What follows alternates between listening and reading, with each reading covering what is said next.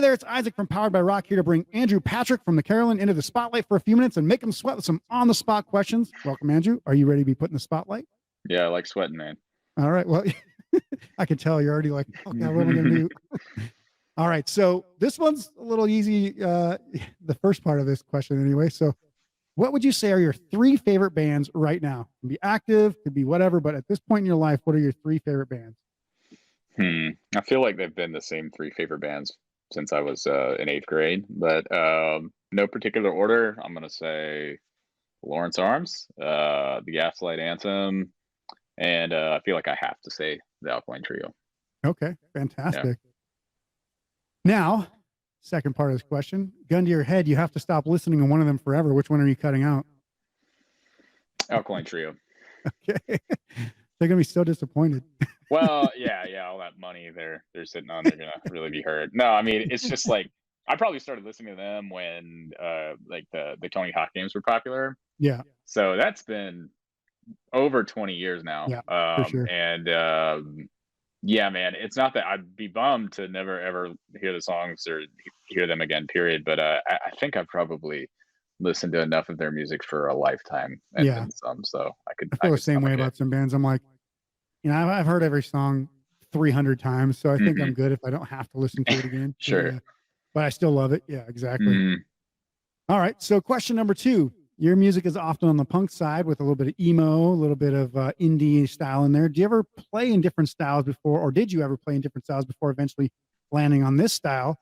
Or was this the go-to genre since day one? I mean, were you like a metal thrash band before and we don't know about it? Well, I feel like I cut my teeth on like multiple genres at once, if that's possible. Like, I mean, when Enema of the State was released, I was really young kid, and that had the biggest impression on me and was a gateway to real punk music, I guess. But I loved even as a teenager metal, like I still like it largely, but yeah. So what kind of songs were you playing when you were getting into metal? Everything from like, I guess like metalcore was really popular when I was learning how to play guitar, and I liked, I guess, death metal stuff. Just there was no like, I didn't have discerning taste, because I mean I love Metallica, but I also love Black Dahlia Murder and you know, various other things. So okay, it gives a little insight into the crookedness of your lyrics in your songs. Sure. All right, this one's a little bit more off the wall. Being from Atlanta, do you have a favorite Waffle House or go-to comfort food in general? Yeah, I don't know if I have a favorite Waffle House. They're all pretty killer. I'm a Waffle House freak. I don't know if it's exclusive to Georgia, but there is like a I guess a gas station chain called Golden Pantry. I don't know if you're familiar, but they I haven't heard of it. No. Okay, so they serve like just poison is what it is. I mean, it's terrible for you. It's like the worst, but it's on the same level as Waffle House, man. It's just good, drunk, 3 a.m. food. Yeah, that's awesome. I'll make sure that you get a sponsorship directly from them. Right, dude, if you get us a sponsorship from Golden Pantry, it's straight poison, but it's so good. It's so good. It probably took years off my life, but I don't care. It really got me through some rough nights. So how big of a fan of peaches are you then? Everything's peaches in Georgia, right?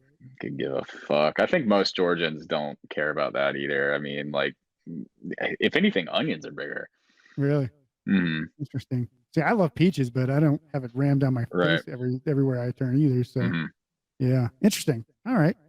So this one's going to be, you know, it might have a couple of different answers, but I'll ask it anyway. But what's your favorite part about being in the Carolyn so far? Favorite part? As cheesy as it sounds, I mean, I'm playing with music with 2 of my closest friends, and there's just this level of comfort that's there now that has not been even remotely a characteristic of other things I've been a part of. So yeah, it's just it's like you're married to 2 other people, basically. Yeah. You know, you're all just in. I'm sure you're married, so you know, after you've been with a person a certain amount of time, it's like, you know, you don't really have to put on a facade, or you are who you are, good, bad, and the ugly, and you can always just kind of throw it all out there. You tell them to shut the fuck up when they're playing the wrong thing or whatever. Yeah, there's a lot of that going on sometimes. I try to change the I try to change the way I say "shut the fuck up" now, Yeah. just for everybody's sake. But yeah. Yeah. Well, I remember one time when I was in high school punk band, we actually ended up calling our album this, but in practice, the drummer, I turned around to him. I said, "Jay, you're a beat off." And he's like, "I'm a beat off. You're a beat off." Meanwhile, our bassist is just laughing in the corner. He's like, "You guys called each other beat offs." I'm like, such an idiot. So we called our album, "I'm a beat off. You're a beat off." I love it. Yeah. But what's the worst part about being a rock band so far? The fact that you're a rock band and no one plays guitars anymore. Yeah. The fact that you're not a DJ doing Yeah. something similar without having any talent. Yeah.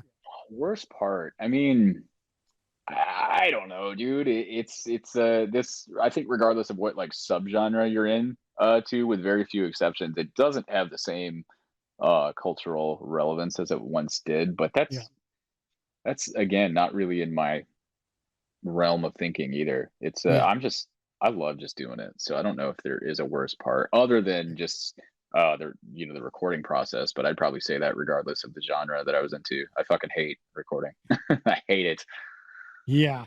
Especially if you're trying to do it self-recording of any kind, that's even worse. But yeah. Well, yeah, we have someone in our corner that's very, very patient, very, very talented, but it's Yeah. just there's a psychological component to it, man, that it's just like none of us are very, very good in the studio. Yeah. When you mentioned Metallica, I remember reading something about Metallica from way back in the day. I believe they were recording the Dark album, and James Hetfield just like screaming at everybody like, "This has to be perfect." So Kirk Hammett's and they're like trying to recreate this guitar string from like one of the songs that lead or whatever from James Hetfield wrote it, and then Kirk Hammett had to play it and then play it and play it and play it.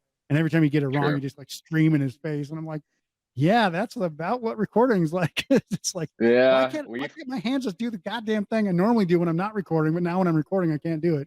that's you just nailed that one on the head, Yeah. because that's exactly what it is. You can make all the phone demos you want, and to some degree those can kind of cover up your mistakes, but Yeah. now that when you're in a professional environment, you have a microscope over you literally, Yeah. and you realize how bad you suck. Yeah. And that's the most demoralizing part of For of sure. recording. Like, am I always this out of time, or what am I doing Mhm. here? Do we have don't put on that what is it, the metronome? I'm like, don't even put that metronome on, because I know I'm going to be shit to that.